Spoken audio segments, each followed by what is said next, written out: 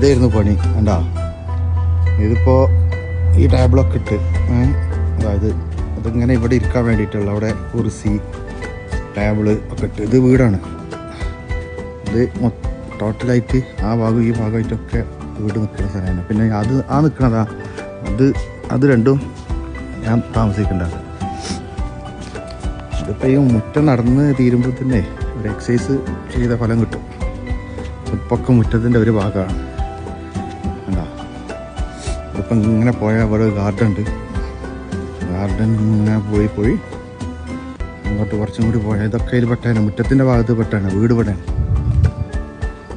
ഈ ചെടികളും മരങ്ങളും ഒക്കെ മുറ്റത്തിലും അതിങ്ങനെ പോവാണ്. അങ്ങോട്ട് കുറേ ദൂരമുണ്ട്. ഒരു വണ്ടി എടുക്കുന്നത് അത്രയും ദൂരം വണ്ടി വരും. പിന്നെ ആ സൈഡിലുണ്ട്.